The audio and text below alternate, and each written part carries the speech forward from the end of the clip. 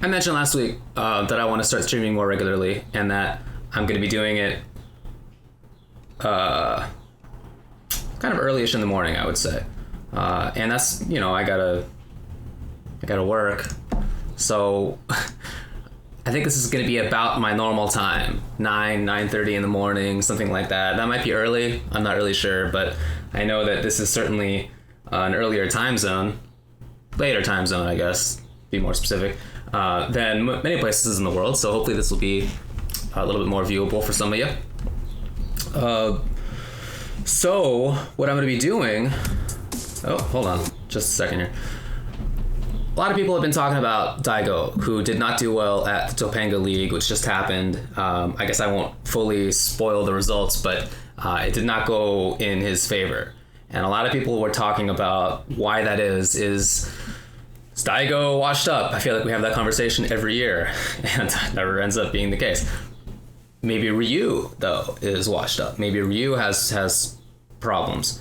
I think that probably is a little bit more likely, but in either case, I think he is a very strong player, and I do think he made some mistakes. We're not going to be analyzing the Topanga matches themselves.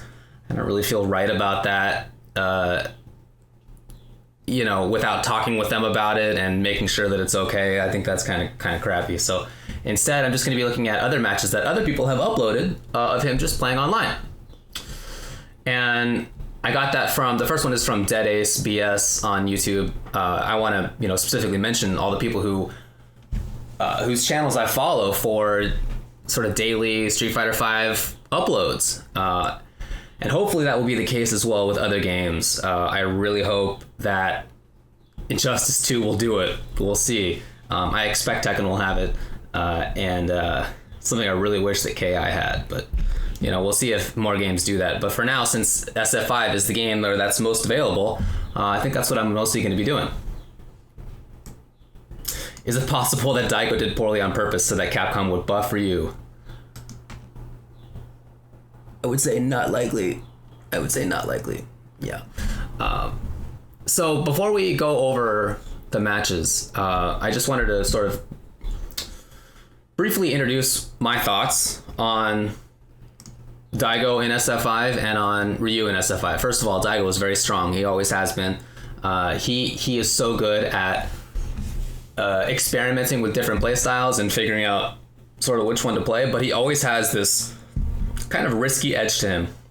I think he has a reputation among a lot of people as being a very fundamental kind of player, and he certainly is excellent at that, but he will also take risks. I mean, that's where we get the term Ume Shoryu from. The random Dragon Punch from Umehara that seems to work. That's how we seem to. I don't know why we forget about that, but that's a very big part of his playstyle. But as SF5 Season 1 went on, you could see more and more that there was this extreme, I would say, economy of actions. It got to be where he was not active almost at all. He would block, he would hang out very defensively for quite a while.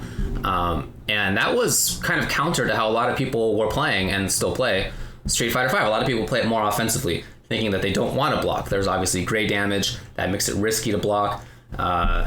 Even now in Season 2, that's more important, obviously. It sticks around for longer. So he was playing this style that was quite different from other people, but I think that style was kind of dictated to him by Ryu. So I thought Ryu was very strong when Season 1 launched, and I never thought he was bad. But as the game went on, I felt like his options became fewer and fewer, his effective options. When the game first came out, I thought he could do everything. I thought he could play footsies, zone, buttons, offense, defense. I thought he had all the things. As the game went on, I wasn't sure that he had footsies. To be frank, I wasn't sure that he had those mid-range buttons. And now in Season 2, that's even worse. They nerfed the range on things. They nerfed the hurt boxes on buttons. They slowed some of his buttons down. That's even worse, I think, than it was before. And at the same time, that patient style, the economical style, that's worse because gray damage is more relevant. So Daigo, I think, really had to change his style up. I don't think that was going to work out. you know, I think that that's something that kind of necessitated change from Daigo. I haven't watched him a ton in season 2, to be honest. So other than just the Topanga stuff, which again I'm not going to be showing. So part of why I want to review his matches is to get a better sense of, like, you know, what his adaptations have been in season 2.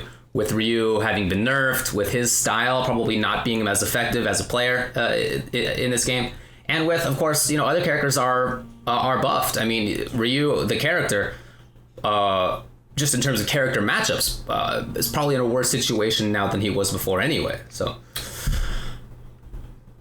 I'm going to be looking at his matches against, here you go, Narikun Ibuki, Galtu Dictator, Galtu's so sick, MK Iwate, Balrog, and then like a few sort of general matches.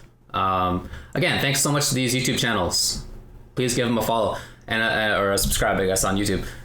It's so helpful to be able to watch videos whenever you have a spare couple of minutes. You get a better sense of players, you get a better sense of matchups, of options. You see things you wouldn't otherwise. You see characters you wouldn't otherwise. I play a certain set of characters, and so do my friends, and that's not every character. So in order to see every character, this is super, super helpful. I highly recommend doing it. Anyway, let me take a sip of this coffee. I've been making French press lately, and I am very, very pleased with my ability to do it. All right, well, Narikun Ibuki. Let's see how this goes. Let me know if the sound and everything is all right. Don't want it to be too loud. Yeah, Galtu versus Itazan. This is coming up in Topanga League. That is something to watch for sure. So, okay, well, I think in general, the way that I tend to do match video analysis is I want to let the rounds run and then go back and sort of analyze what happened. And I guess I'll do that. I just wanted to point out right at the very start what Daigo does. Wow, well, you know what? Like I said, I'll let the round run and then we'll go back and we'll like look through it and see exactly what it is that he's doing. I mean, you can see so far. I would describe it as, again, this sort of economy of options. Well, maybe not now. Oh, yeah? Well, I'm not really sure why that hit. I think she could have recovered in time, but that might be death for her. No, he didn't spin bar. Yeah. I like the pestering there. That was good. You gotta keep it up when you see your opponent is blocking too much. So immediately, right? Walk up and block. This is exactly what I meant by how he played in season 1.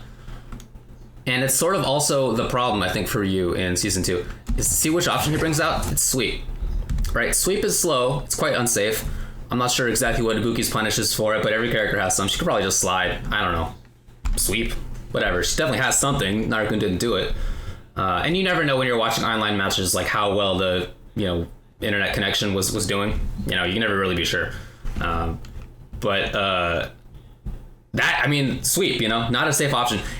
To think about Ryu's other options at this range. None of his buttons connect, right? They nerfed the range on some of them. So, I don't know, that's what he went for. It worked out, I guess. Or he didn't get punished, I should say.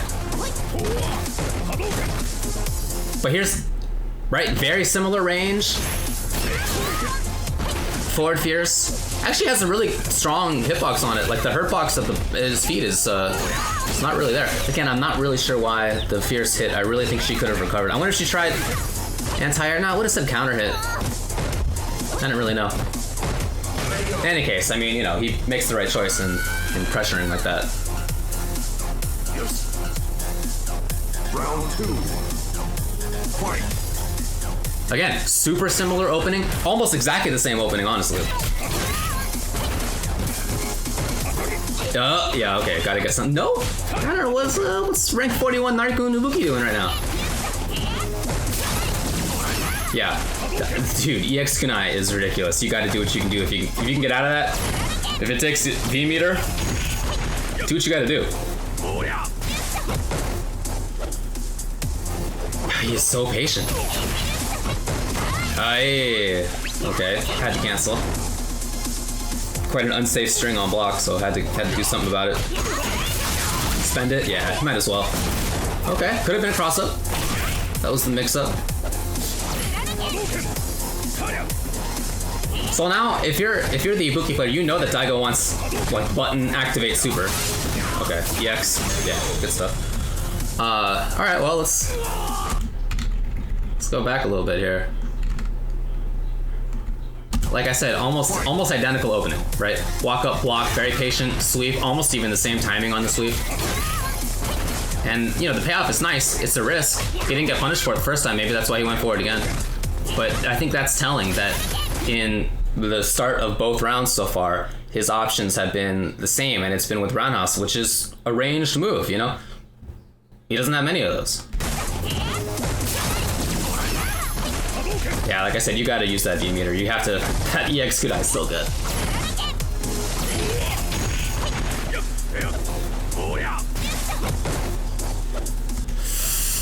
That hurts me. That stand short was so fun in season 1. Look at this. Oh, he has no range at all. Why did they nerf that bud? I don't understand.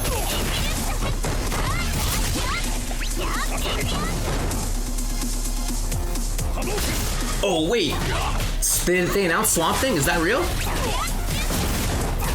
Or are you guys screwing around? Let me know. Now I'm more interested in that than in watching Daigo. Anyway, to go back to this, it is real sick. He has Grundy and Doomsday normals. That makes sense.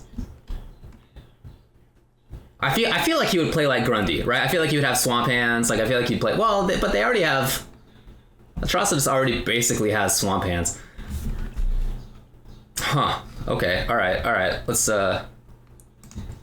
a little break here. Now you know what? Let me finish this Daigo match. Okay. Then I'm gonna move over to Injustice because I gotta see this thing. After this the Narikun Ibuki is over. So just to go back to this, you know, look at Daigo's options when he's at these ranges, right? He is so slow, right? You don't see him. Think about maybe how other characters would deal with it. Maybe they'd be pressing stand strong more. Maybe they'd be using their stand shorts more.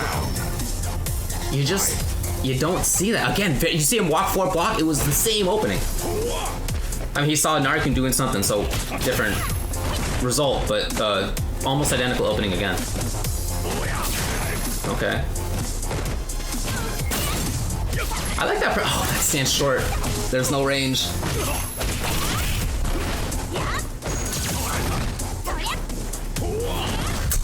Well, okay. I'll wait until after this. But I'm surprised that he spends V meter as easily as he does. I mean, you gotta get out of it in some cases, like I was saying before. Okay, not the cross up. But Ryu is better in trigger now than he was. Like some of his frame data is unnerfed in that mode. Oh yeah. Okay. So you still have this. Let's see. It's like here, yeah. So that's nice, you know, to have stand medium kick that turns into damage. But you gotta have at least V meter. You gotta have at least V trigger, and for it to be really relevant, you gotta have super also. So that's, you know, once a round kind of thing. A couple times in a whole match, whole game, I guess. But you know, Daigo won. You know, I've been talking about this economy of options. Oftentimes when he won towards the end of season 2 or season 1, I was confused, you know, honestly, how it was that he was winning, because he was blocking so much, he was so patient, and then it just seemed like he found like 2 options and he won. And Ryu has damage output. Well, that's a little worse now, but still, damage output's fine. It's just how often do you get those hits? You know what I mean? Like, he's not some snowball of a character, especially now when throw loops are nerfed. So I thought that he would be playing maybe a little bit more actively, but I would not say he's been active so far. Fight. Okay, there's some difference. Yeah, wow. Roundhouse at that range. That's one thing I do like. I do like the back roundhouse. You know, the cancelable back roundhouse, you can link out of it. Oh, that was pretty sick actually. But I do like that tool. That's a nice buff for him. In combination with the other, it's probably not worth it overall, but it is cool. Yeah, really? Nice.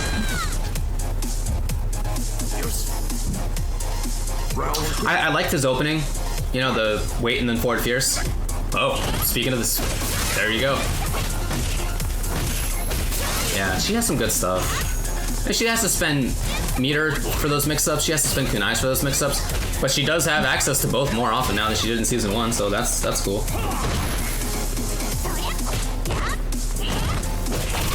Oh wow, really? She went for it.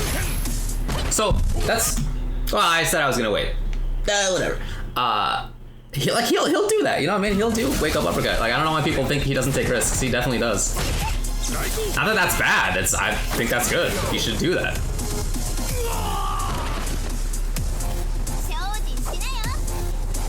Final round. Fight.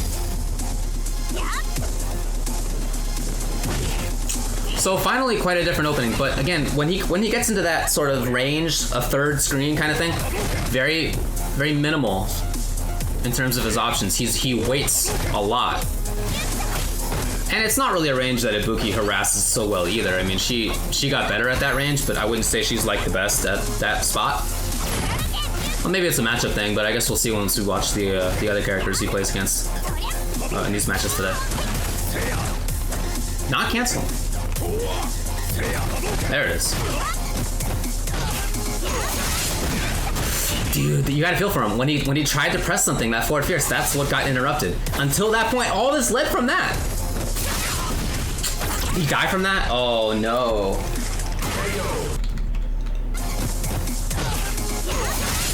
That was it. That was the moment. He went so long without challenging at that third quarter screen range. Right, couple of background analysis, that was really about it. And then, and that forward fierce, so slow. I don't want to characterize it as a bad move necessarily. Like I said, it's got a good hurt box, good minimal hurt box, good hitbox on it. Obviously you can link out of it, it's cool. But it does take a while to start up, no doubt. Dang. Ibuki wins. I mean, you can see why he so rarely does active things at that spot. Okay. Not dissuaded. Well, you know, you can count on him not to get dissuaded, of all people.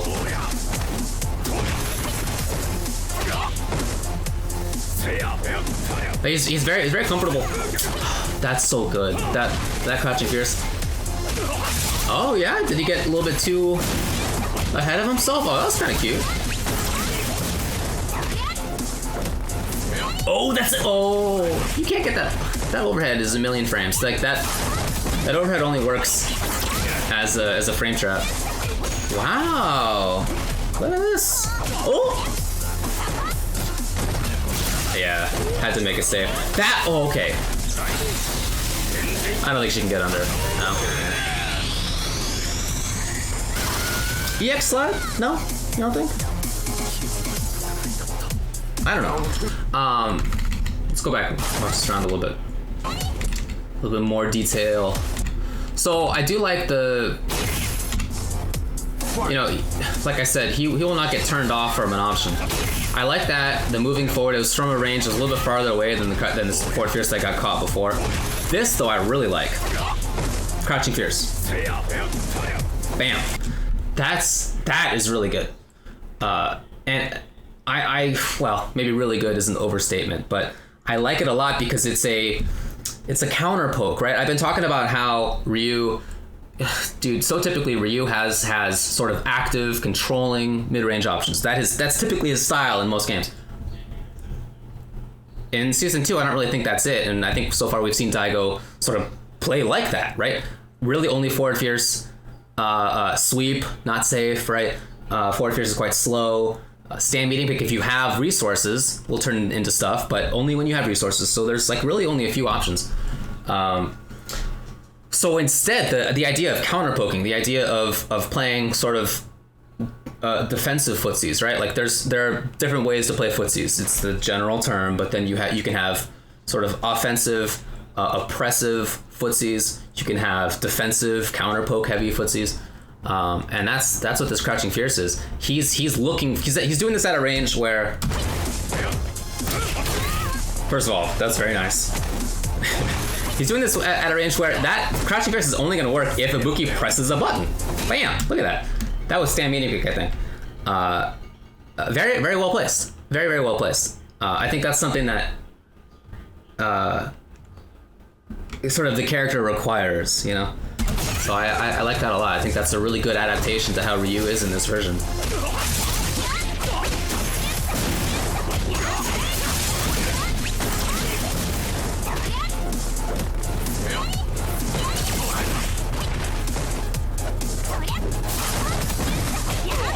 And then, I mean, look. Other than that, like this is good stuff from Nari-kun.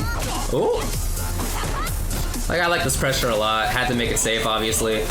Like I said, you don't think that? But yeah, no. Deeply reason, you're totally right. If Ibuki doesn't push a button there, he is definitely open for a whiff punish. Crouching Fierce takes a little while. It's not a terribly fast move, so it is a bit of a risk. But I feel like that's something that Ryu kind of has to do. You know, I feel like that's... I mean, think about the other options that we've seen him use in mid-range. Forward Fierce, right? Quite slow. Sweep, punishable. Stand medium kick. It's a bet in the sense that if you're going to cancel... And we even saw the sweep, right? Sweep into cancel via trigger. That is a risk in the sense that you're betting your resources. So I don't really think that we've seen a riskless mid-range game out of Daigo's Ryu here, because that's not Daigo's fault. I feel like he's playing it well with the character that he has.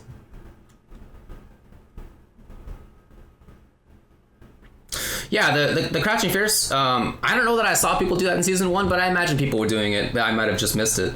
But I feel like, you know, Ryu, the character, kind of had the same issues in season 1. They're just exacerbated now. Round 2. Fight. Oh, yeah. Nice block. Nari-kun had gone cross-up, I think, almost every time. Maybe every time. Oh, what a good neutral jump. I guess that's why he's been doing it? Looking for that roundhouse? Again, forward fierce. I guess it shouldn't be fast, right? But it's just, it'd be nice if there were some other options to accompany it. That's a good button right there. That's stand medium kick. Okay.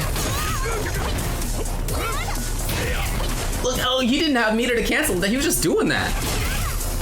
Nice. Okay. All right. So again, I mean, what ends up being very, very important for him is, I mean, if you think about, right, think about damage output as not just being like in the moment. It's the culmination of what had happened.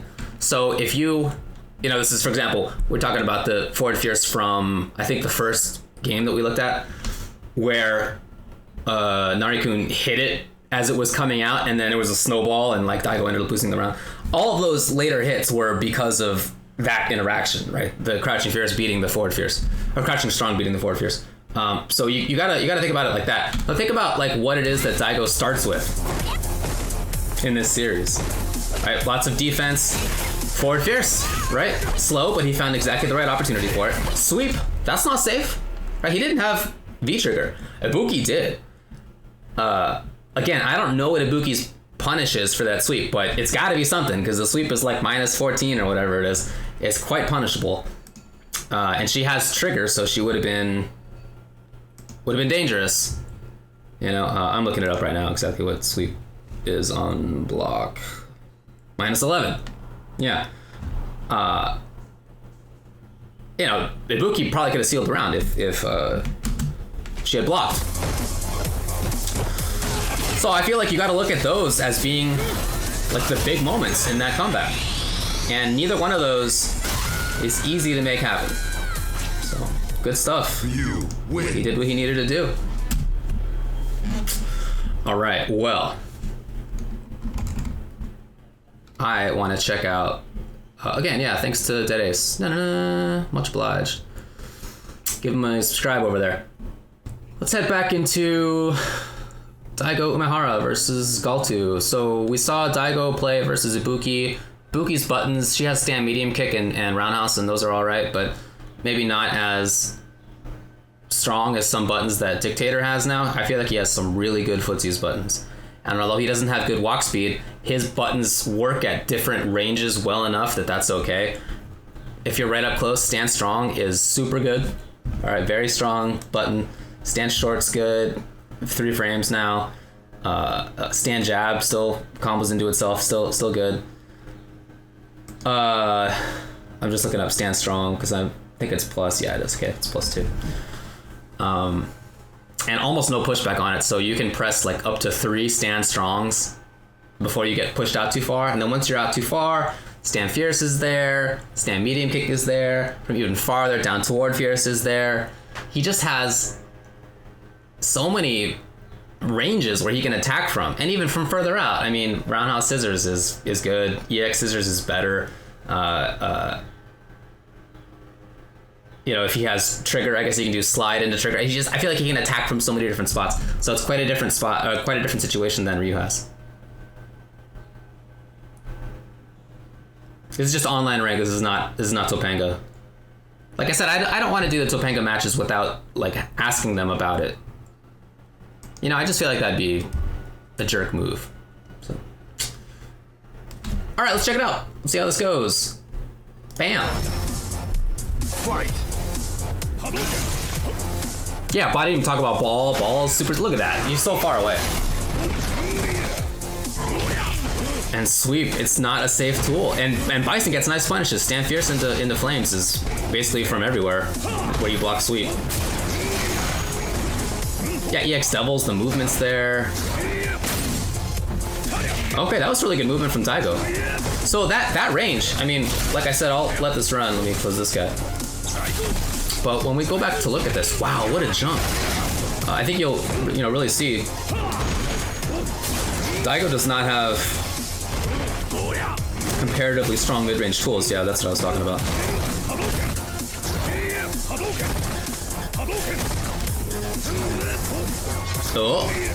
Oh yeah? And he didn't link it. Come on, bub. Crouching strong though. Yeah, alright. Round 2. Oh. Fight. So we'll go back, not that far. Remember how I talked about how there are these different ranges that Bison controls so well. And even this distance, right there, look at that. When he started, look at how far away he is. That's a good half screen, you know? And yet he can still attack there. Like, you know, Ryu has a tool that attacks from half screen, it's Fireball. But it doesn't lead to a crush counter. So, okay, mid-range tool from Daigo, it's unsafe, but he went for it, took the risk.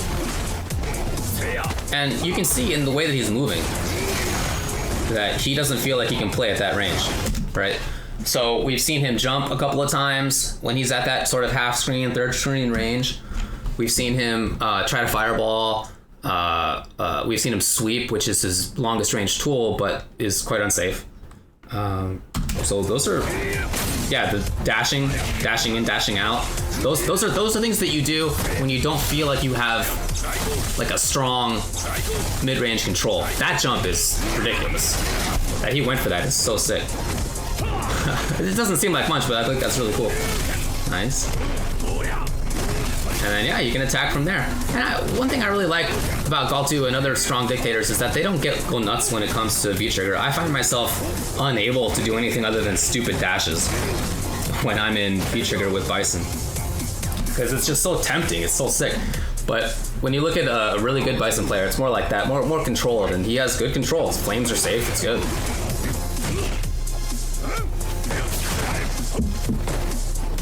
Yeah, look at this movement. It's very, very different than when he played against Ibuki, right? Much more movement based. Oh, interesting.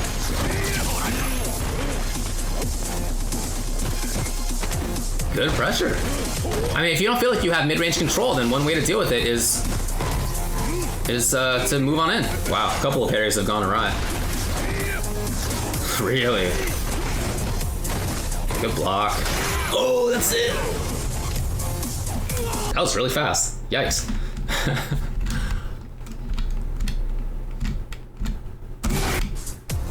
Round 2. Fight. I don't know why that worked. I don't know what it was Daigo was doing. But again, yeah, look at these dashes. Very movement-based, very jump-based. He's not competing on the ground in Footsie's range because he doesn't think he can, and he's probably right. Not as a player. Again, he's a super sick player. It's more the character's options. And so he adapts very well to his character's options. He's always been really, really good at that. Yeah, the parry attempt. I get it.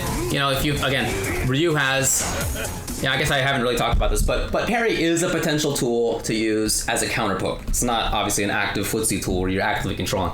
But like that crouching fierce I was talking about before, you can parry. Problem is that if you mistime it, you're gonna get your butt kicked. You're gonna get crushed at worst, or, you know, at best you have missed an opportunity. You haven't done anything. But probably you're gonna get punished. So it's a risk. Like much of his neutral game, as we've been talking about. Dash up what? I wonder if we can see this. Dash up into, I don't know. Hard to know what button that was gonna be, but whatever it was. Down toward fierce. There it is. Fight. So, just you guys are talking about Haku having V-trigger shenanigans. So, Bison's V-trigger is sick, right? I've gone through different feelings on it. When the game first launched, I thought it was like ridiculous. I was like, how did they leave this in the game? I thought it was so good. Didn't end up being that good, but part of it was,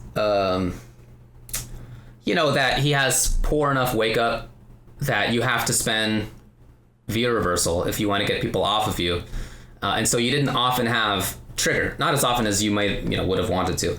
The other one is that you got to spend meter, EX meter, to make the big damage and crazy setups happen, because you still have to spend EX obviously when you're canceling special into special, and that's not that easy. But in season 2, I feel like those are less important than before, because like everybody has poor defense, so like everybody has to deal with this via reversal or V-trigger situation almost.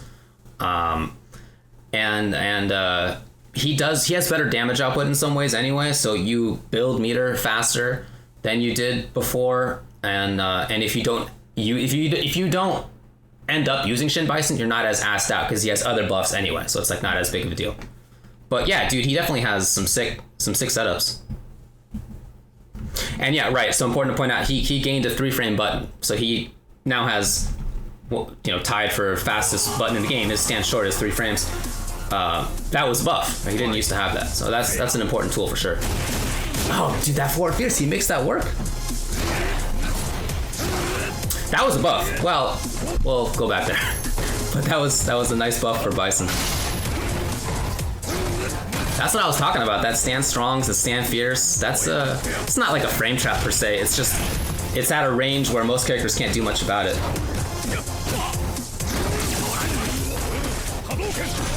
Okay, we haven't seen him use that thing yet.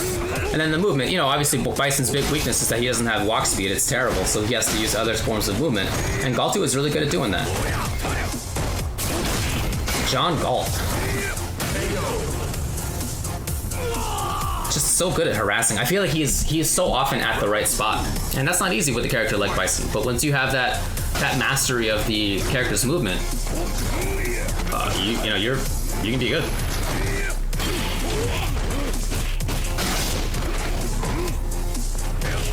Nice, the dashing. Again, dashing by Daigo because he doesn't feel like he can play on the ground. Okay, you know, you gotta take the risk sometimes. He wants that so badly. Oh, we'll go back and look at that. Oh, that's almost it. EX, yeah, that's it. Well, that was pretty convincing, I guess. Oh, too far. Wow, that was so fast that I went too far. Fight. Is it? I mean, I assume his name is an Ayn Rand reference, but I don't know. I don't know what the origin of it is. There's that parry we were talking about. So stand short combos to itself on counter hit. But that's important still. Yeah, so the wrist from Daigo. And then this sequence of he wants forward fear so badly. But think about what, like, why would Galt have been hit by that? Look at this one. It's not like that's a range where you can throw, right? Like that's a range where as Bison, you press the button only because, you know, you're impatient or you sort of feel like it's your turn, but there's no, it's not like a strong mix-up, okay? It's not like Ryu could threaten with a grab here. And even if he did, he loses positioning after that now. There's no throw loops mid-screen. So I really like Galt just hanging out, you know? There was no reason for him to have done anything. It was right here. I think there were 3 forward fierces. 1, 2. He tried it again. Yeah. But from where he started it, look at this spot. Okay, so after that stand strong, he can't get a grab unless he like walks up. So he just hangs out.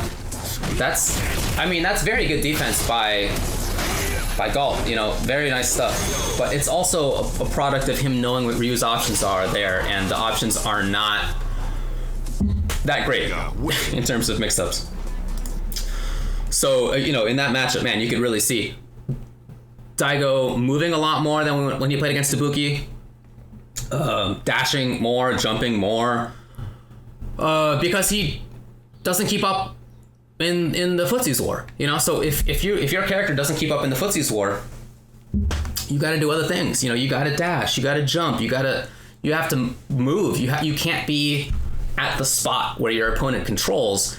And if you're not good at like challenging that spot, instead you can move around it. You know, you want to not be there. That's how you want to play. It's not to be at that spot, and that's what he was trying to do. But you know, like I said, Galt is so good at his own movement that he was consistently at the right spot. For me, there are 2 things that to me are the toughest about playing Dictator well, and he's the character that I've been playing second most after Keith, although I'm terrible with him for sure. One is finding how to get to the right spot because his walk speed is poor. I know he can do it, right? Because I've seen other people do it, but it's not easy to do. And then, like I said, the other one is not going too crazy when it comes to my V-Trick or BS, because I just gotta do it. Yeah, but don't you think that his name is based on John Galt? What else would Galt to be about? I don't know. Maybe is that a word in Japanese? I have no idea. That's just what I assumed. That'd be interesting to find out. Yeah, she is not my favorite writer. About scissors. Yeah, so right, R. Dusk mentions, I do think that down forward fierce basically does what scissors does better. It covers a similar range, similar startup. It crush counters instead. It's not 2 hits, so it's not quite as view reversible, although totally you can view reversal the down toward fierce, but it's like not quite as obvious. And it leaves you at advantage frames rather than being slightly negative like regular scissors is. About Bison overall, in last season, I thought that he was one of the worst characters. I thought he was bottom 5. Not that I thought he was like absolutely terrible. I just thought that he was, you know, in a list of characters that were probably not going to win any majors. You know, and I don't think he ever did, with the exception of Phenom, who used him as an alternate a couple of times when he really won majors with Nikali. But he got some buffs, you know, he definitely got better. He got a stand short as 3 frames, so his defense is better. Other characters' defense is worse, so his being bad by comparison is not as important. Effectively a buff, if you want to think about it like that. EX ball is much better than it was before. The V skill reflect is much better than it was before. He's safer on some things than he was before. He has, actually invincible EX stomp when he's in trigger. Like he definitely got buffs. And at the same time, some other characters that gave him problems were nerfed a little bit. So anyway, you know what? I gotta re-up on coffee, so I'm gonna take a quick break. I will be right back. Stick around. Pew.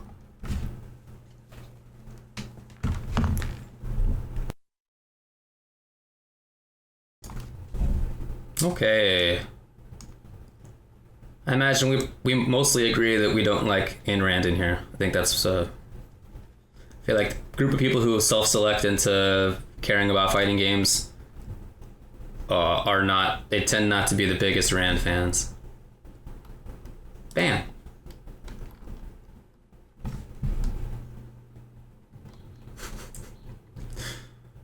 Yeah, you know what? I didn't even mention Lammy222 says the gray life change you think was huge. Totally. That for sure is one of the biggest buffs for him, because he was already good at building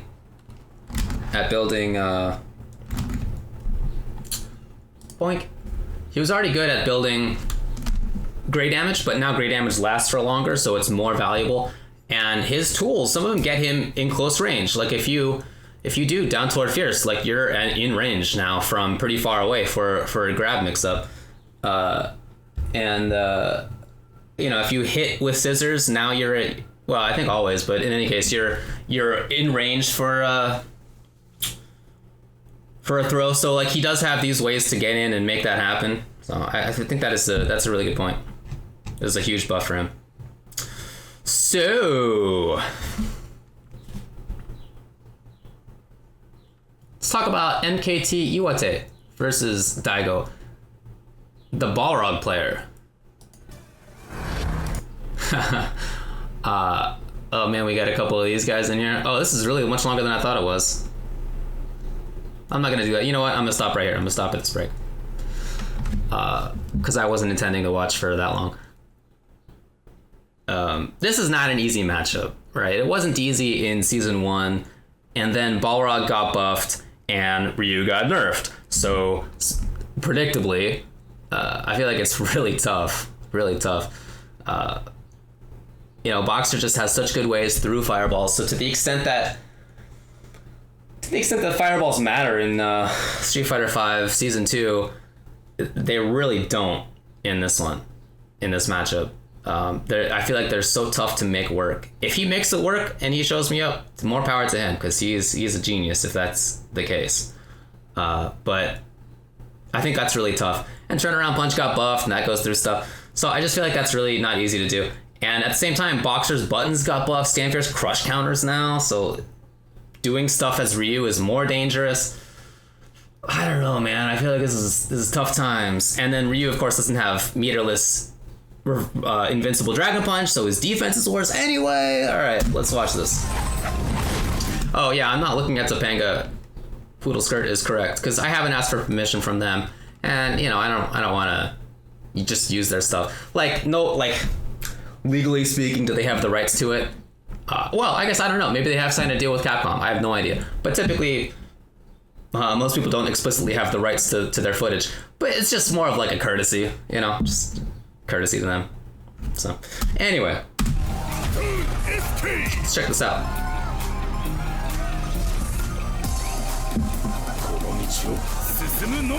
Round 1. Yeah, so speaking of, before we get started, the CFN replays, you can definitely check them out. Because when they play Topanga, they're playing online. So if you look at Yoga Flame 24's channel, he has uploaded the CFN replays, not like of Topanga, not the Topanga sets with like the commentary and all the production. So that's fine. I feel like I respect that more. That's like a more respectable way to do it. But even still, I just, I'd really rather get permission from them, and I haven't asked them, so. Anyway. Fight. How many? Oh, it just happened. The Stand Fierce crush. But look at how Ryu plays. That's the first button he pressed. It was like 8 seconds into the round. Okay, perfect. That was really good spacing. Oh yeah, is he gonna make fireballs work? Not at that range, or not. So okay, I get him dashing up, because that's, like we talked about in the Dictator matchup. If you don't have effective ground control at a certain range, you just try not to be there. That's your goal. And even there, it feels like he has to back off. That's unfortunate. Okay, going for the launch. Different combos you can do, of course, as a boxer. You can get standing resets, you can get the knockdown. Wow, okay. Yikes. Oh, so to go back through this round, look at how long it takes Daigo to press a button. Round one. Walk up block. Fight. Patience, patience, patience. Tried to press a button, got busted for it. Patience, patience, nothing, nothing, nothing. Back, roundhouse. So we have 2 buttons in. Okay, okay, so that was 13 seconds. He did 3 things. And one of them got totally ruined, right? Got crushed. And the other 2 weren't, they didn't like pay off. So that's like the story of Ryu, I think. But that is definitely not a good range to throw fireballs. I like that he's throwing fireballs from just outside of range, because that's probably part of why that forward fierce works out, is that he's doing stuff at that range, just outside of forward fierce range enough that Iwate like takes the bait on it a little bit and tries to press the button there. That was really good. So max range low. Daigo tries to counter poke. Gets crouching medium kick for it. Wow. That's pretty cool. It's a lot of damage. Oh boy. Huh. You know, I never thought about doing that. And I don't know if this is what Daigo is doing, it's just my own thought process. But in this situation, one second.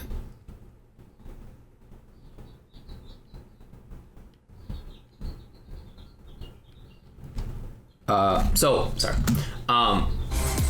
Crouching strong, crouching strong. So if there had been a counter hit there, that would have comboed, right? Meaty crouching strong. But Daigo did view reversal anyway. So I guess what I'm thinking about is maybe if I'm in a situation where I could get hit, maybe I should still do view reversal anyway on the follow-up, just in case. If I'm getting hit, then it doesn't matter at all because I'm getting hit, who cares? But if I blocked instead, if I'm not getting hit, if I'm not getting comboed, then I will view reversal.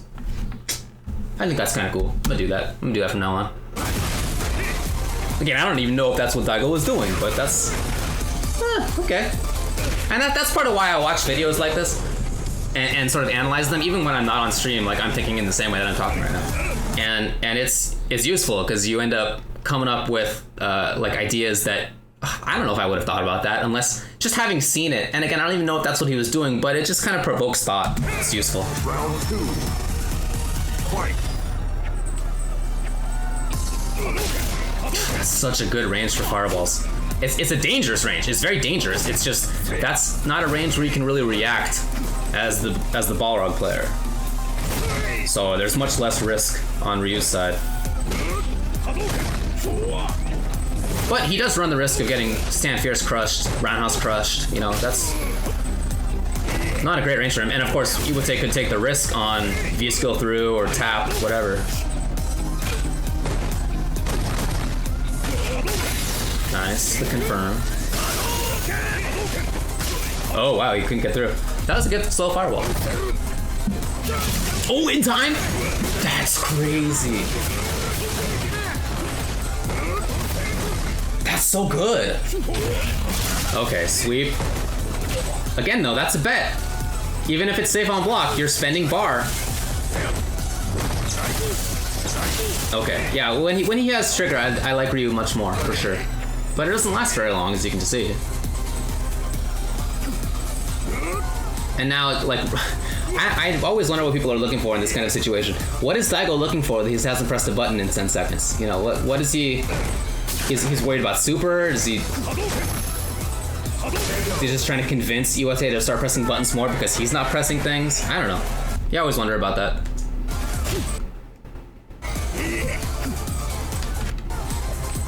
Yeah, look at this whole period of time. And again, keep in mind what started this off. Sleep, trigger. Now, like I said, that's not actually unsafe on block, right? It's okay on block. It's just that you're taking a bet with resources because you only have trigger once, usually per round, sometimes twice, usually once. So spending the resources is a risk in itself. And then, so 40 seconds. I'm just looking for the last time he does something, because there's this whole long period of him not doing anything. 37, I guess.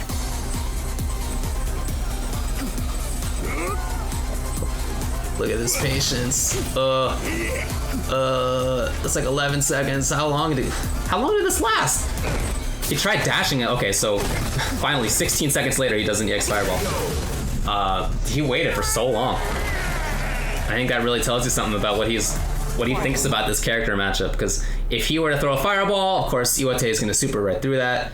If he jumps, Iwate's super. You know, if when he presses a button, he takes a risk that will be when Iwate does turnaround punch or whatever it is that he moves forward with. Round. Not easy.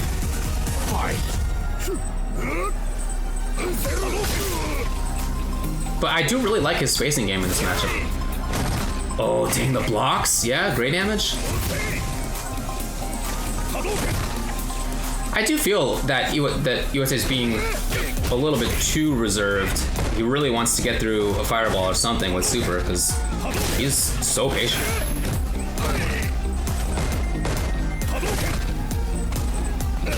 Hey, wow. Oh yeah, he was looking for DP, I suppose. You gotta give it to Daigo for how many fireballs he's been able to land in this matchup. Like, by far, he's had more in this matchup than he had against Dictator or Ibuki, and I feel like Boxer has the best anti-fireball tools of all three characters, so interesting that Daigo would use it as often as he has in this matchup. But look at how he just got backed up.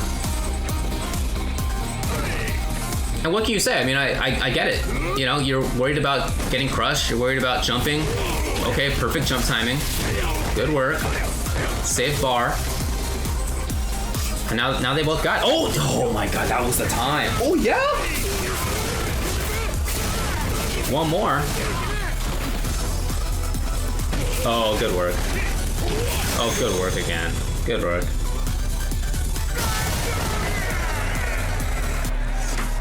Round one. Yeah, you guys are talking about turnaround punch. Turnaround punch in season 2 is pretty buff. It's pretty cool. I really like it, actually. I really like what they did to it. So the longer you hold it, the higher level it gets, obviously.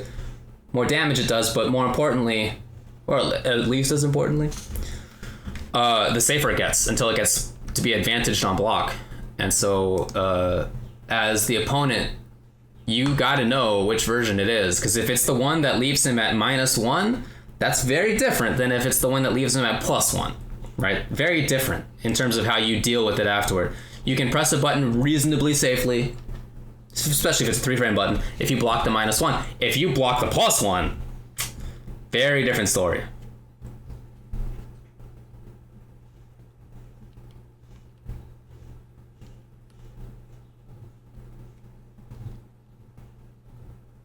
And I really like that. You know, it's a cool idea. It gives you more reward as the boxer player for planning ahead, because that's really what a turnaround punch is. I don't know if you know, in order to charge turnaround punch, you got to hold button.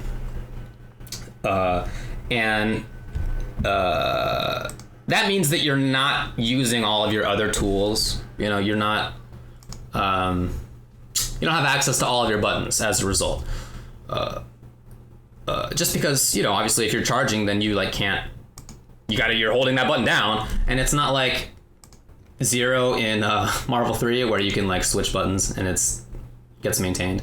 It's not really the same kind of thing. So you do have to plan ahead. That's part of why I played Fuerte as a backup in SF4 and Ultra SF4.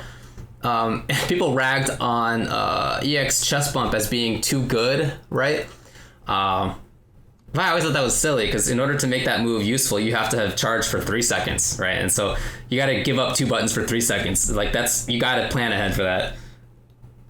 So I like that kind of move a lot, and I like giving some like actual reason to hold turnaround punch for longer, because it's been very rare in the history of Street Fighter games that turnaround punch has actually been useful.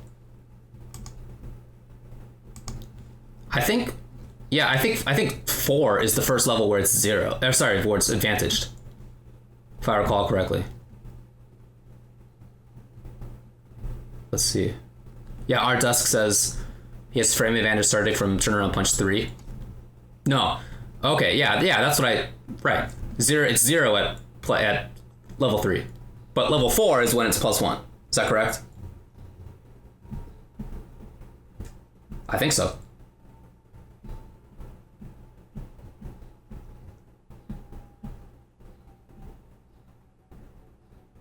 Yeah, I feel like +1 at level 4. Cool. Yeah, that's what I thought.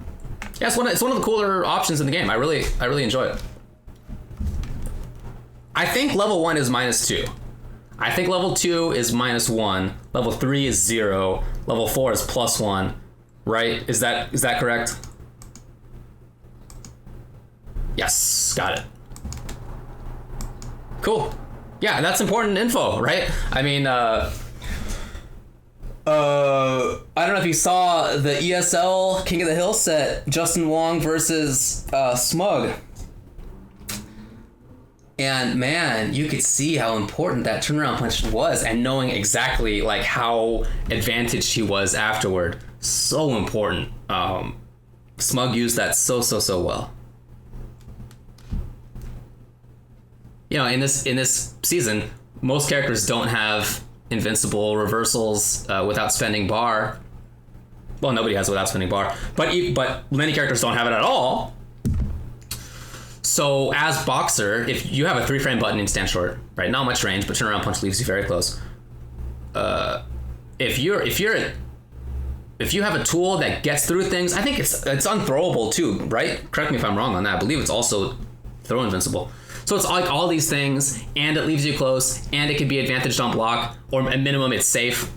Really good tool. Anyway, been impressed so far at how Daigo is dealing with this.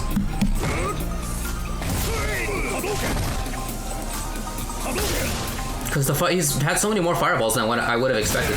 And I wonder if maybe that's why he's doing more fireballs than expected. If Iwate comes into this thinking, like, oh, I'm just going to control the ground. You can't throw fireballs on me, I'm boxer. I wonder if that's why Daigo then brings them out. Yeah, at highest level it wall bounces. Turnaround punch.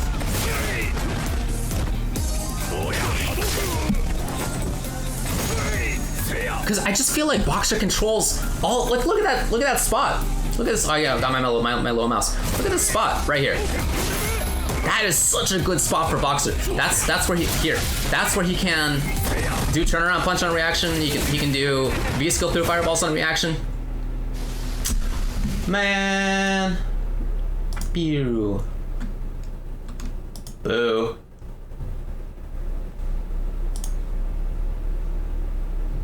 Well, okay, I said I would take a break when it comes to that, but so let's finish this game out.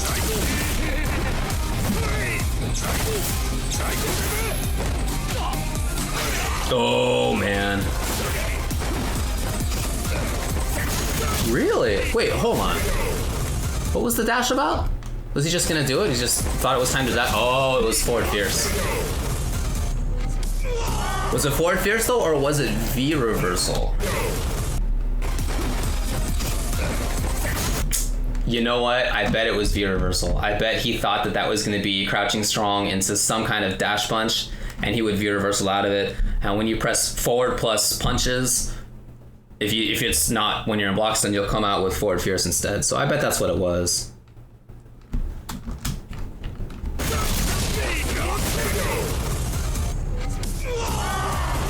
Yeah, right. Majala thinks the same thing. That's what I think too. I guess I'd like to see more forward movement from you with it. Maybe that's what he's doing now, because Daigo has been threatening with fireball so well, but that's only at a very specific range. He can't do it if Balrog's right in his face, and he can't do it if Balrog is like half screen. There's only that one spot where he really can. Oh no, that sucks. Wow, that's so good. I think that was V-reversal too. I think he got busted out of forward fierce, but it was supposed to be V-reversal.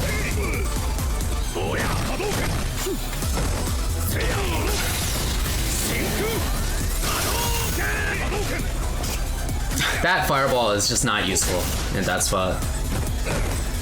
And then as soon as he's in that box of range, look at this range. Again, I always forget I got this little guy.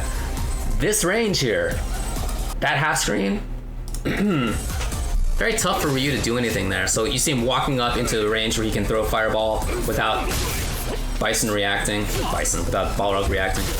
That was, oh, you would pump it for super, he just didn't get it. Oh, he takes the risk. I wonder what the connection was like, I guess. I don't know. Oh, yeah, really? You took the bait on that?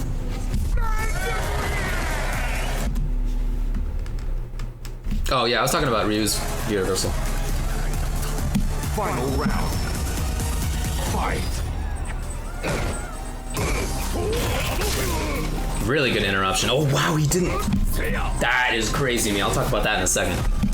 Very impressive stuff.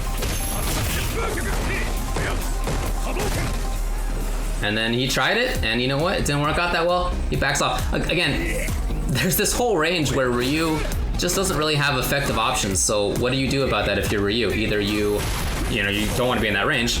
Yikes. And you do that either by being far away from it or being way in close from it. And you try both of those things, and neither one really worked that well. Oh, what? Three of them? Look at that gray. There's so much gray. It's still there? Oh, nice. That's it. Good stuff. So let's go back to the start of this round.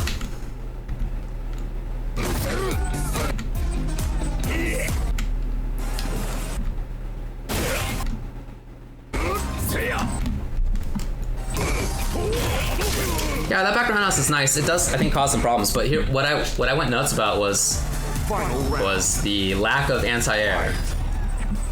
So I mentioned this last time I streamed. This is something I think we talk about a lot. It's hard to both control the ground and the air. It's hard to pay attention to both of them. So it's hard, you don't get every anti-air because you're looking for the ground too much. And when the opponent jumps, it's like a surprise. Or vice versa, depending on what you're looking for. So you can tell, even though Daigo does not often press buttons, you can tell how focused he is on the ground. This is a big tell right here. That he's trying to do stuff on the ground. And he doesn't anti-air. Even though his character was not busy. Definitely he could have just done Dragon Punch. Think about it, if Ryu's thinking, okay, I'm gonna look for the anti-air, keep my mind on the ground a little bit, but okay, anti-air is where my focus is. This is for sure Dragon Punch. For sure. But since it's the opposite, he can't really do that. And again, even though he's not very active on the ground, even though his buttons are kind of at a minimum, right? Background house, forward fierce, sweep occasionally, fireball occasionally, but really more often than that, he's just playing patiently. Even though he's not often pressing buttons, he's still so focused on the ground that he can't anti-air at the same time. I think that's impressive that you would say recognize that, but I also think it kind of sucks that even if you're paying that much attention to the ground, as Daigo was right there, you're still not like really controlling things. It kind of sucks.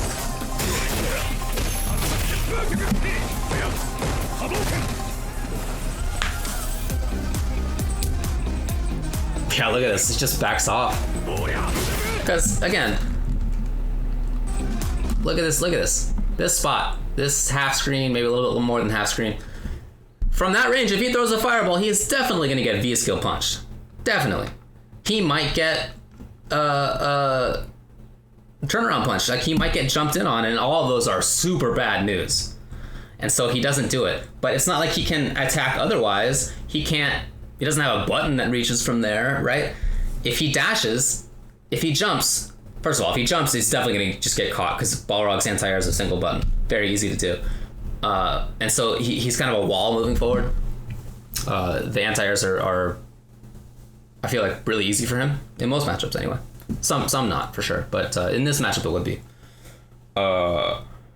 So as Balrog, you only have to dedicate so much of your mind to the anti-air, because it's like you just see it, you press the button, not that bad.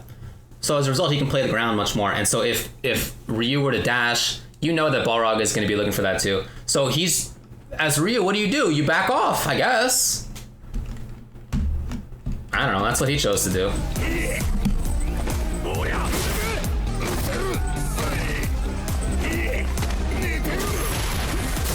Yikes. You gotta do it sometime. You can't always just play patiently. Again, the roundhouse, the sweep to sort of take the risk. Spend the meter to get out of the situation. Ooh. Okay, well, could have gone differently on both sides. Look at how patient this is. And the other thing too, oftentimes when you see people caught in the corner, right here, if you're Ryu, maybe like a little bit earlier than that, maybe like right here, a lot of the time you will see people jump back. Because jump back is hard to attack for many characters, but for Balrog it's super easy. You super, you do EX Dragon Punch. EX Dragon Punch is a half screen anti-air, right? It's crazy. It's armor. Very strong. Or super, right? So either way, jumping back is not really an effective tool. And again, we've talked about the problems that Ryu has on the ground. Jumping in is not easy against Balrog, just in general. This is not really the range where fireballing is effective. Maybe like a tiny bit closer than this is where fireballs become more effective again, because they can't really be reacted to. But at that spot, I don't know. Yeah, and then that's it.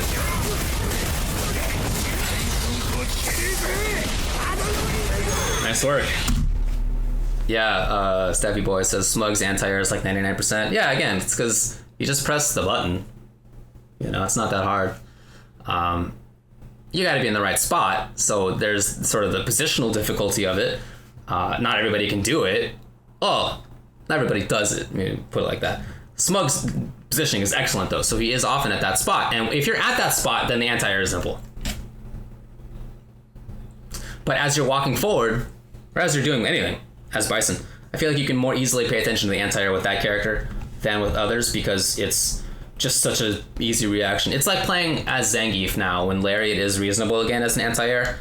As Zangief, I'm not even that worried about people jumping in, because I can just press the 3-punch button and there it is, I get the anti-air, right? So as a result, I can concentrate more on the ground, because I don't have to dedicate as much brain power to the anti-air. If I'm playing Bison, right? If I'm playing the other character that I play more often nowadays, or maybe if I'm playing Dalsum, right? Another character I play a lot. I am spending a lot of my brain on the anti-air. Certainly much more than with Zangief, because as those characters, I got to be at the right position. I got to sort of guess which jump in they're going to use in some matchups. I got to get which button choice right. The positioning has to be right for this particular button choice and anti-air to air interaction. A lot of variables involved. Whereas with Zangief, I just press 3 punches. It's much easier. And same thing with Boxer. Much easier.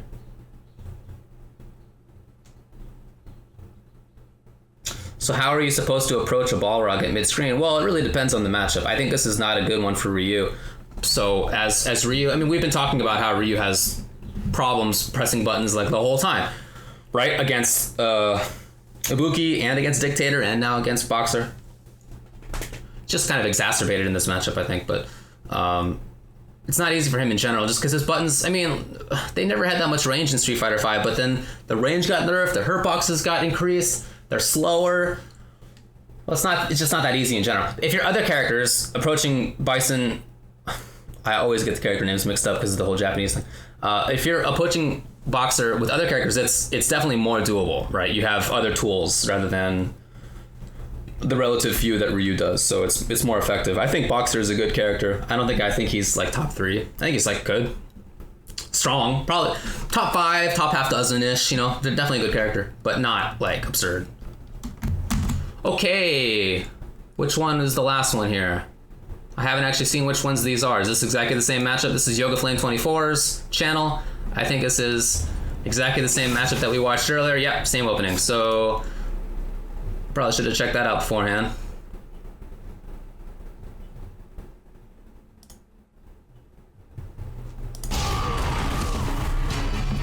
Fight. So now this is Crusher. Yeah. Let's go back a little bit.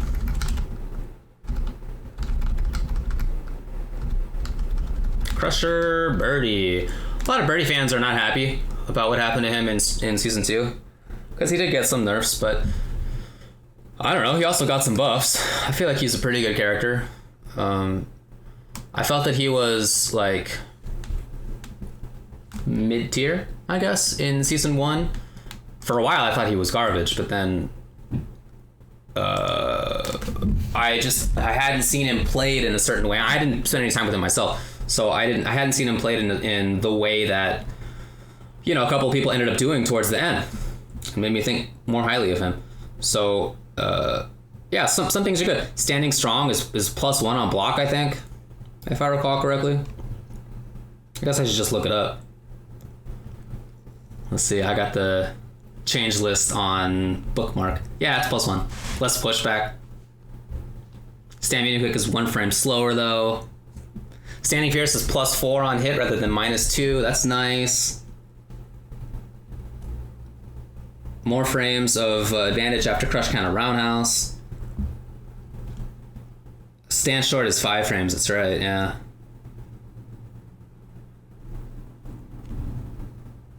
Crouching medium kick is a little bit slower. Anyway, there's some stuff that he definitely got nerfed in, but I feel like overall he's still pretty good. Slide is definitely worse, for sure. They definitely nerfed Slide. I don't really know why they did that, but they did. Whatever.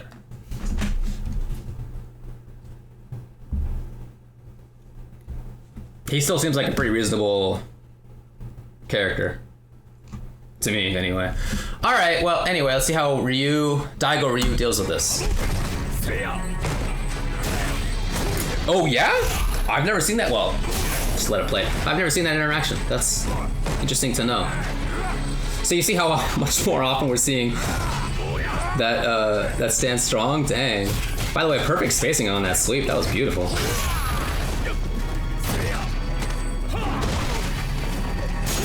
Yeah, that's not really gonna work. Yikes. Do you remember how we were talking about how that's kind of a risk? That's safe. Yeah, it's -2 now.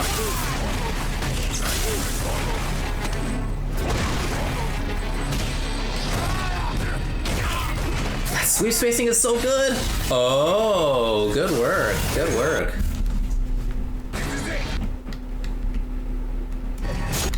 Okay, let's back up a little bit.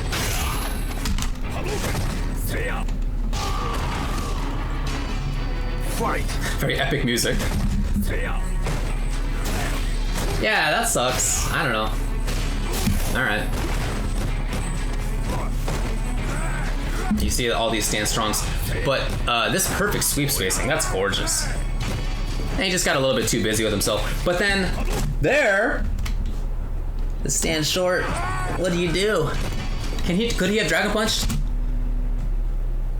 I guess he should have been able to just do like jump, short, stand, jab, jab, Dragon Punch, right?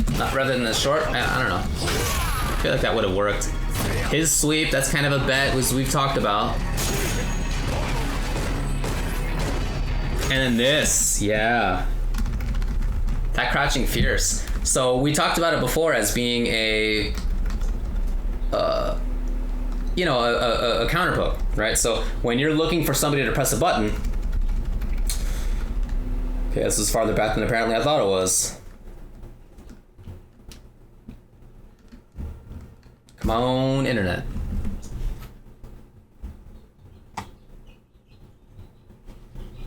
Hello.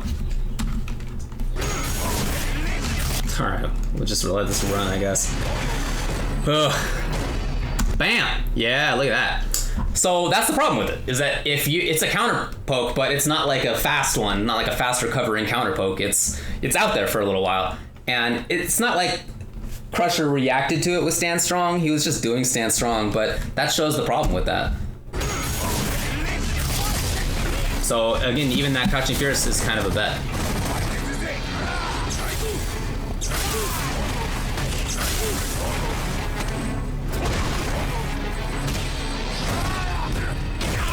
Oh, that sweep spacing so sick. And this is a really good punish. Good work. Good work. Sucks to have to spend all that bar, but you gotta do what you gotta do. You gotta do it. Round 2. Fight. Oh, he tried it again. I mean, luckily for him, it's wasn't actively punished. Yeah, that was not good. Oh yeah? He tried it again. No, what a jerk. Wow, he's really harassing with that. And you see too how Daigo doesn't feel like he's comfortable enough at that range. You see how when that range happens, it's often that he lets Crusher press a button and Daigo gets pushed back into a range where he feels more comfortable. That's happened a lot. Yeah, look at this. Extreme patience. Lovely spacing. That might be it, actually. Yeah. Dang. Yeah, let's go back and watch this corner series especially. Well, I guess let's watch the whole thing, because this is kind of instructive. Like I mentioned, at that range, let's go back to here, a little bit after this.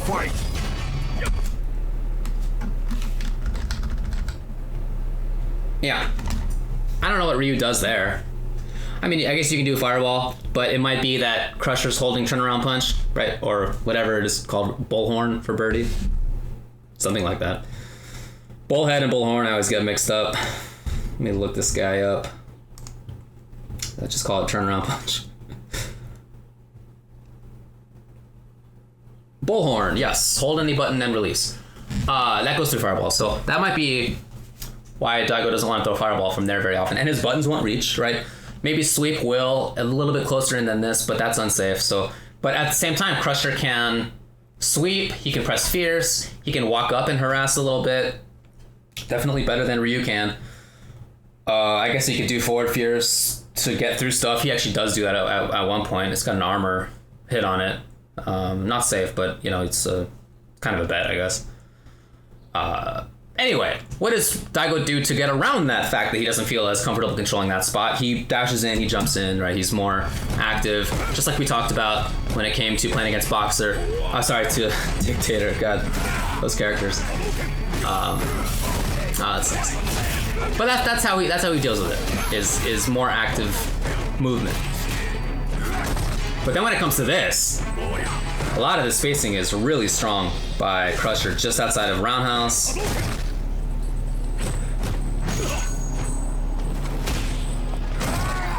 You know, anti-airing very well, just harassing really, really well on the ground. Again, excellent spacing on that sweep. Look at this range. Again, right in and out. And you can see Daigo trying to challenge it. He has trigger, so sweep into trigger would be safe, but you know, you gotta have the sweep connect. Final round. Yeah, Bullhorn's the zonk.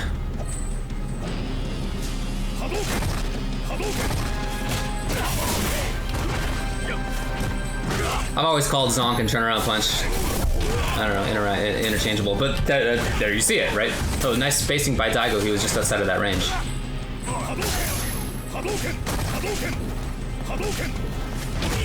Oh, wow.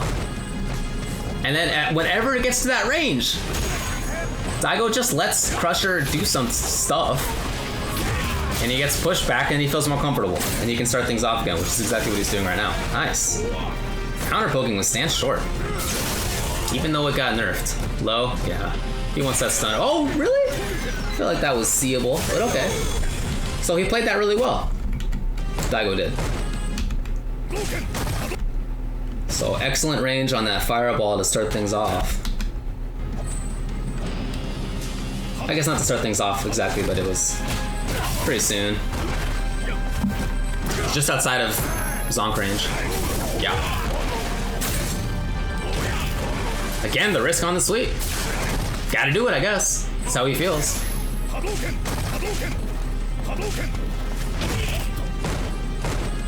Yeah, you see what I mean? He blocks, to get pushed back out to a more comfortable spot. And then once he's there, he dashed, he jumped, he did stuff. But you can do that. You know, you can use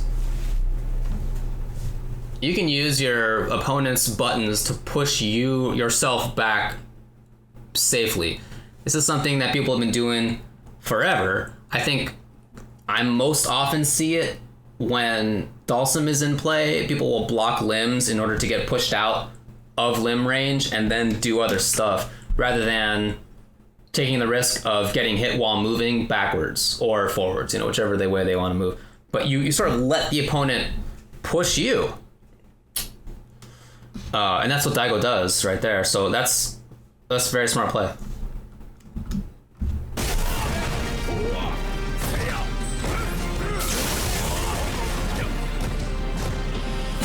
Yeah.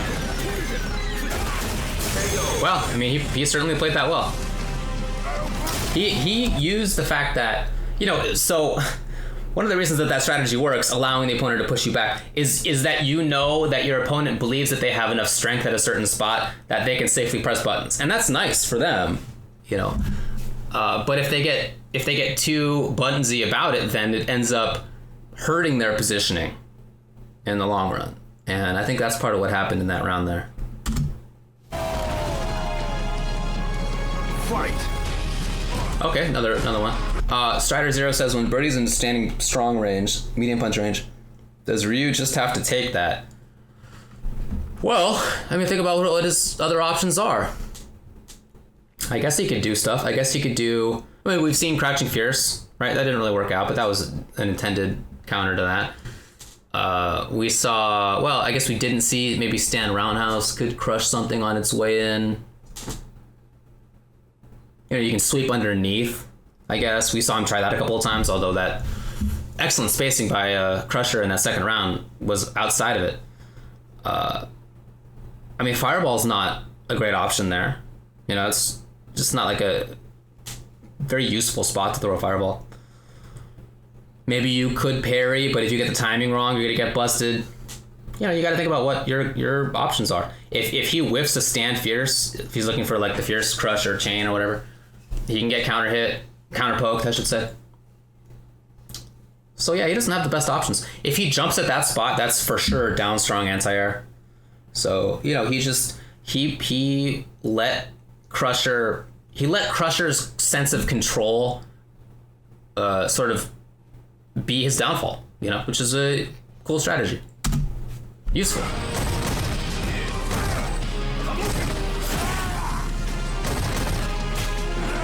Well, definitely more forward fiercing, but you see... Oh, okay. He just backs off, you see what I mean? Like, he just doesn't want to be at that spot, and I totally understand why. Wow, just crouching fierce, not crouching strong even. Yikes. Okay, the roundhouse is a challenge. What? Really? That was cool.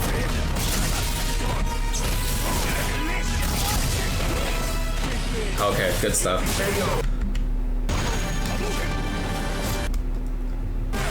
Oh yeah, the 10 seconds. Excellent, excellent. You can see how Birdie can attack from quite far away.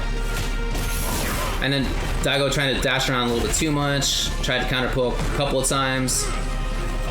So neither one really worked out, backs off. Yeah. Tried to jump at that spot. I really like that roundhouse timing. But that is crazy. Is that really reaction?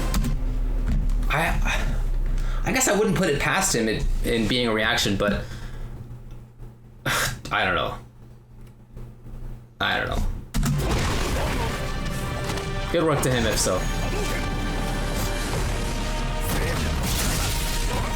I really like the challenge by Crusher. I think that was really good.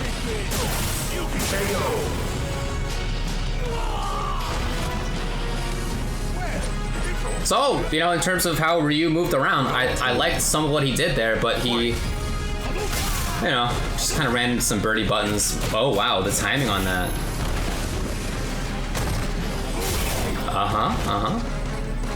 He was patient, nice.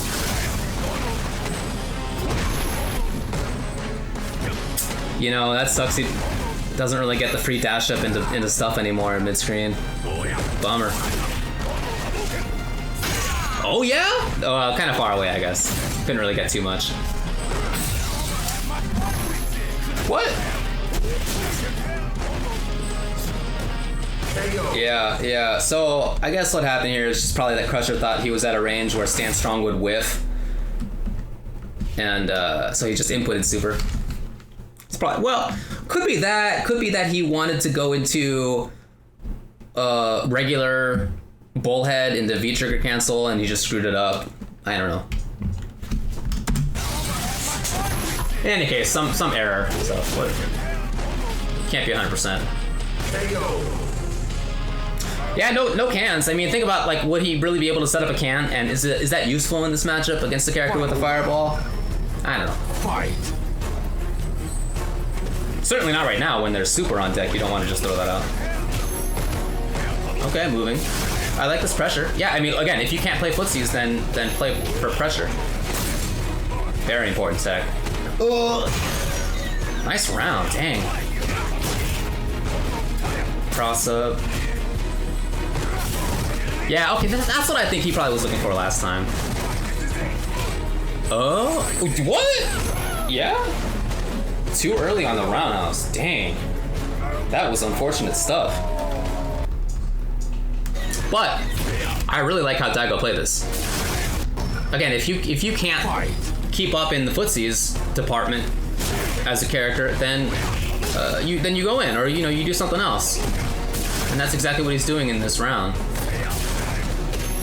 Clearly a frame trap. Crusher took the bait. And then yeah, I mean that's good work. Yeah, have they fixed Birdie's necklace floating in space? Come on, of course they have not. Of course they have not.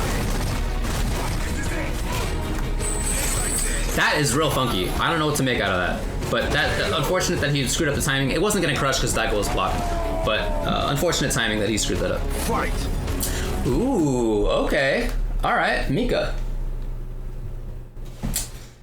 What to make of Mika in season 2? I feel like she is still strong. Clearly, is she top tier? I don't think she's top tier now. Whereas I did before. She doesn't get into the corner quite as easily, which was really good before. A big part of why she was so good. But other than that, she has a lot of the same tools. Like, they're not all the same. Some of them got nerfed. But I feel like she's enough of the same character that it's okay. And certainly once she gets into the corner, she's still good. I just feel like she has, since she has a tougher time getting into the corner, she has to play differently. And I think you see that in some people. Like, I don't know if you guys have seen Fudo play lately, but he's doing forward fierce as anti-air more, which is cool, rather than just down strong, because forward fierce will get the pop-up. So, you got to adapt a little bit, but I still think she's pretty good. Yeah, the old Tekken head. 201. I think Chun is still good too, but anyway. Just to continue, I feel like a problem for Mika is that the crouching fierce got nerfed. It's not like, I don't think it can be plus anymore, right? Or if I recall correctly. I think that was the thing about it. Now I'm gonna look up the change. Yeah, changed advantage on guard. It's now 2 frames worse on guard, so at best it's like, I think 0, something like that.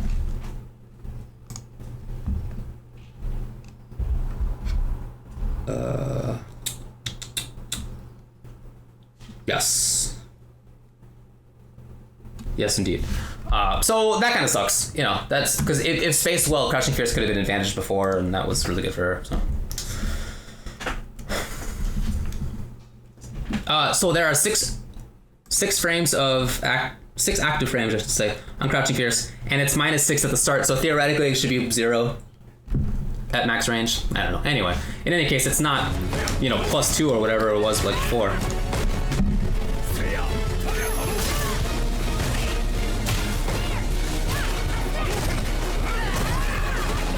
Yeah, I mean, very similar stuff, right? And once she's here, she's good, By there, I mean near the corner. She still has good anti-air there. She still has good forward movement right there. Close enough to the corner that she gets good mix-ups out of it. Now she's looking for crouching medium kick trigger activation. Oh, that was such a good crouching stand short, I should say. Interesting. Oh, the charge roundhouse got blown up. So, okay, let's go. I was looking too much at Mika. I wanna look more at what Daigo does about it. Yeah, okay, so faking the fireball and just kind of cautious pressure. Oh, that kind of sucks for 201 that he screwed that up. Would have gotten the link.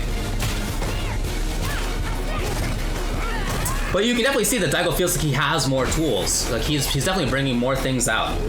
More active for sure. Not just with movement, but with buttons too. Although I guess still not terribly buttonsy. No, maybe I was too fast to say. It was very focused on anti-air, that's for sure. But like I said before, that was really good counter focus with that stand short.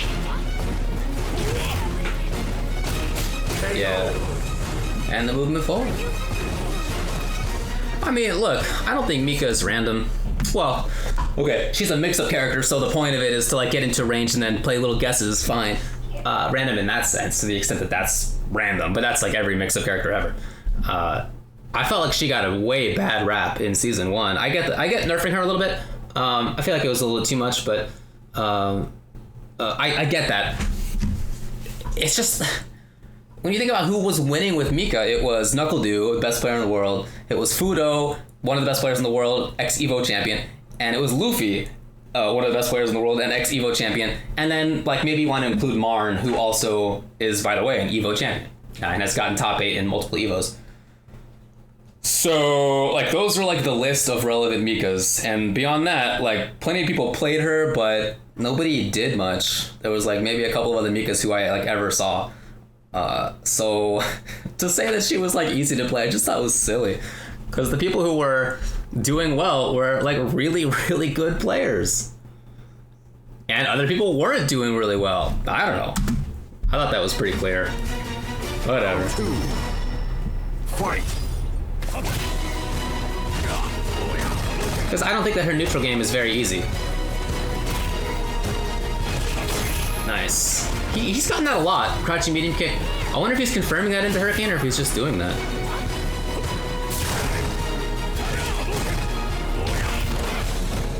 Yeah.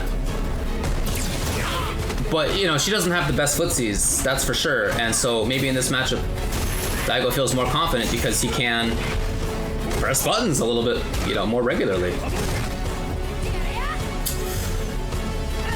I know what that's about. I know that 201 is looking for a crouching medium kick into trigger. Oh, okay. Yeah? Was that supposed to combo? I feel like it was supposed to combo. Oh, dude, over knee or over the. There you go. Yeah.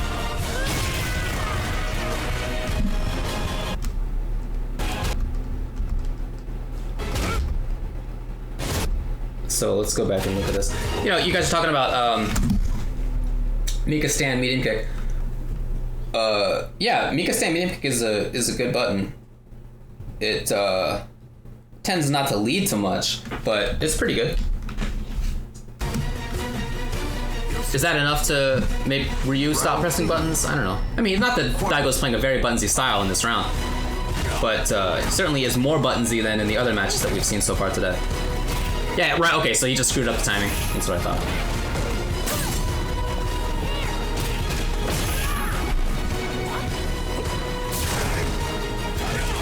Yeah, you see how he's more confident about moving in, crouching medium kick more.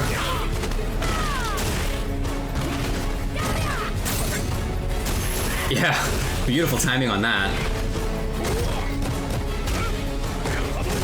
Yeah, crouching strong more. We didn't see crouching strong more than just a couple of times in the first, I don't know, 3 matches we watched.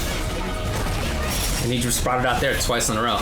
Yeah, okay. So that was supposed to have comboed. That really could have changed things. That sucks for 201, but you know, you gotta hit your stuff. And then that's a big bet. Guess wrong. But that'll happen, you know. if you're a mix-up character, sometimes you're gonna guess wrong. It's not that big of a deal. Fight! You just figure that you're gonna win him over the long haul. That's the point. Play it for the long run. Nice. Man, 201's getting a little antsy. But I guess Daigo senses that. You can tell by the way he's moving in. Yeah. Yeah. He really smelt that was gonna end.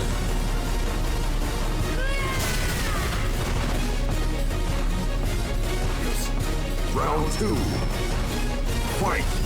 I don't know what this music is. This is just what Yoga Flame 24 put on. I don't know. Oh no! That was punished really well.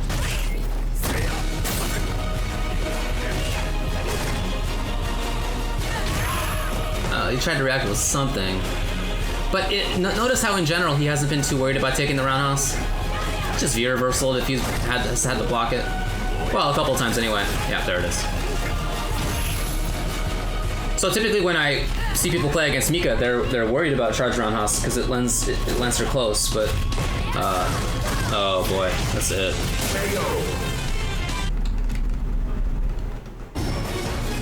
Fight! But he's not worried about it. He's just playing other stuff. He's playing normal footsies, normal anti-airs, and if he blocks the roundhouse, then he'll be reversal. That's cool. Again, very well punished.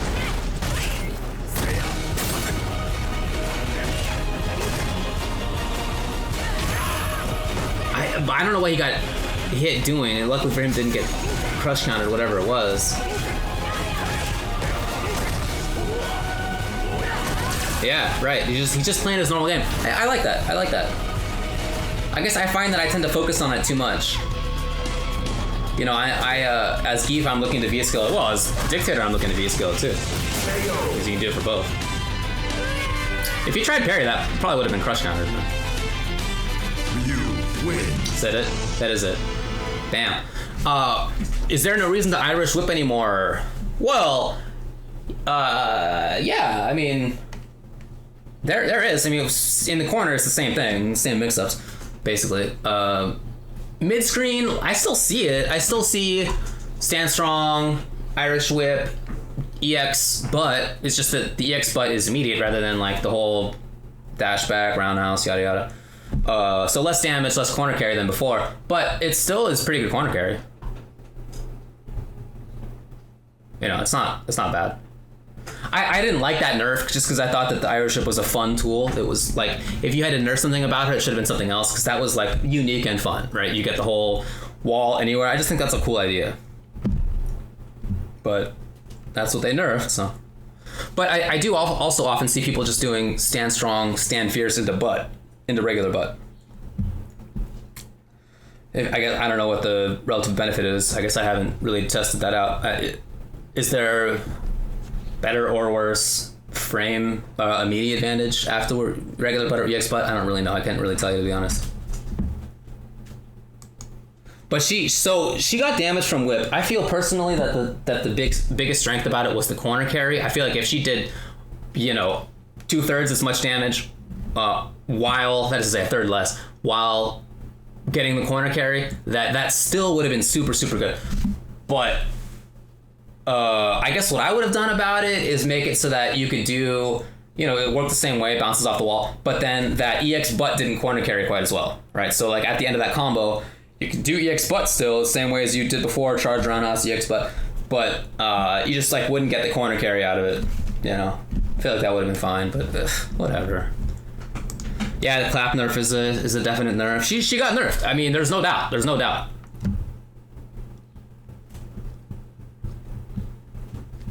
But it is nice for her that DPs are worse in general, so she can snowball a little bit better in some cases. It's just got to be in the corner first, and that's not as easy for her as before. So anyway, just to sort of, that was the last video that I'm gonna look at. I got to get to actual work, but I just to sort of break down Daigo Ryu in season 2. You could see we looked at, I don't know, several different matchups. And he played them all differently, which is what you have to do. But in many of them, he played very reservedly, right? Well, maybe not reservedly. Yeah, I like the term economy of activity. Not a ton of buttons in the mid-range, much more about escaping mid-range and doing other things, or playing very patiently at that spot, getting pushed out, and then starting things off. Taking a risk here and there, being kind of forced to do that, right? Being forced to take the risk of sweep or slow startup forward fierce, occasionally the risk of a dragon punch. If he had meter or V meter, take the risk of button V trigger cancel, because again, even though that's safe on block, you're still betting the resource, so that's still a risk to some degree. That's a huge part of his gameplay, and that's I think what he has to do. I don't think that's great. I think that's kind of a problem, but I do think he's playing the character well within the bounds of the character. I just think the character is not fantastic. I don't think that Ryu's terrible. I don't want to paint it as being that I think he's terrible. I do think that he's probably on the lower half of the cast. Is he Fang tier? I don't think so. Okay. But I do think he's probably in the lower half. So he has to sort of keep up in different ways. And it was really only against Mika that he could do sort of more active ground control, and even just the sort of regular Ryu stuff of Fireball, Anti-Air Dragon Punch. Because she doesn't have as strong of footsie buttons or as sort of oppressive mid-range as the other characters we saw Birdie, Boxer, Ibuki, Dictator. All those characters have pretty good either ways in or mid-range games. And so as Ryu, you got to worry about that. But you're not as worried against Mika. If you get caught in the corner, fine. That could be bad news. He did guess right when he was in the corner. That's cool. But it's not really a long-term thing. It's more about not being there. So that matchup aside, you could really see how he was not doing a lot of stuff. And I wasn't looking at the Topanga League today. I do recommend going to check it out. You can find the archives online. He did not do well. Right, that's why I wanted to look at this, just to see sort of how he's playing. He didn't do well, and I think that's a big part of it is that he can't really control things as well as I think he wants to. So I wouldn't be surprised if he ended up switching. Well, I just started streaming on Ultra David through Gava. I think literally last week. It was the first time in probably 6 months. So, but I will do it more regularly. So if you could give me a follow, I would appreciate that. It will happen more often, and probably early in the morning still, my time. Probably start around 9 or 9:30 in the morning. Because I don't want to, I know Say Jam starts at around 11 or so. I don't really want to, compete. So, and I'll put this up on the YouTube at youtube.com/UltraChenTV. But that's it. I got to get to work, folks. Thanks a lot for joining me, and I will see you soon.